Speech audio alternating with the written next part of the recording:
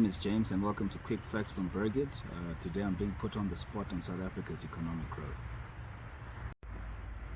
So the GDP forecasts for South Africa are set at 1% for 2024 and 1.4% over the next 3 years, which is 2024 to 2026.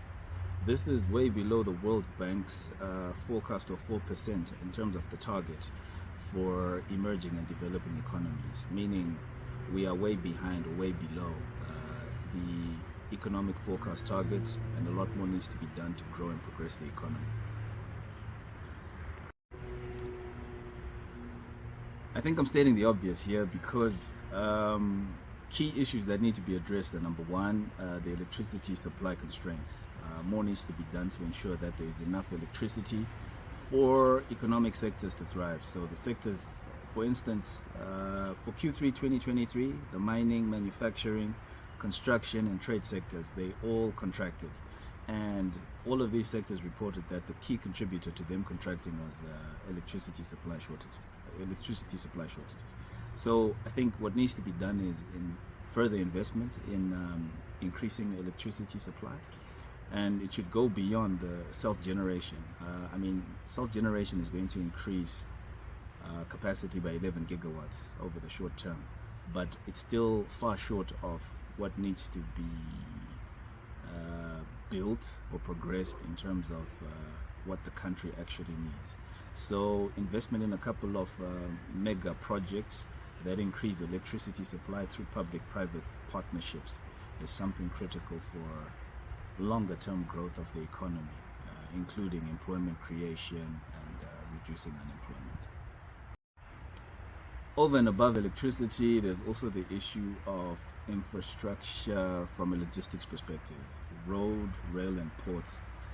If South Africa is supposed to be growing by increasing its trade, particularly exports, a lot more needs to be done at the ports in terms of reducing delays, improving the infrastructure, increasing capacity, and facilitating swifter throughput of whatever cargo is being imported into the country and exported out of the country to either international or regional destinations. Again, trade was one of the sectors that contracted in Q3 2023, and this is owed to port delays as well as rail infrastructure shortages.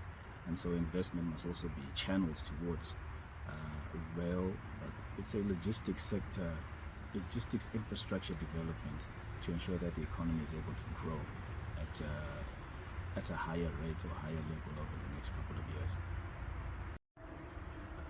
So what I've just mentioned, it helps in growing the economy over the short to medium term. But if we're looking at the longer term, I think things that we need to really focus on are economic diversification. By diversification, what I mean is further investment downstream to try and create and unlock opportunities from an employment creation perspective, as well as I would say sector robustness, economic robustness.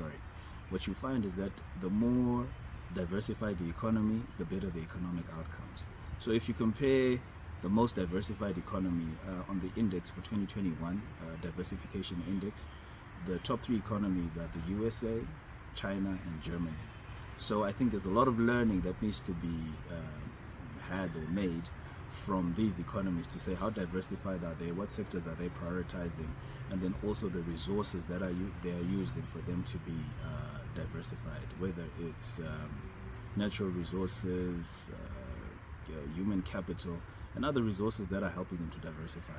And from those learnings, probably integrate some of that into South Africa as an economy to ensure that it's able to grow from a diversification perspective.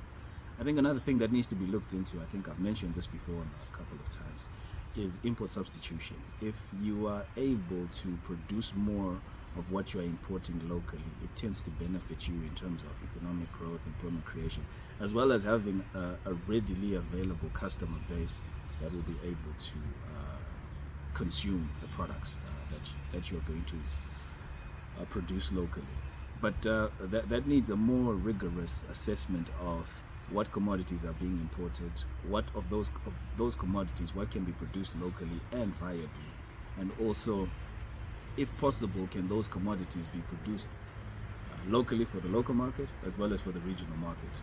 By making it both domestically and regionally viable, then it just gives a no-brainer in terms of localizing that product to be produced in South Africa as opposed to importing.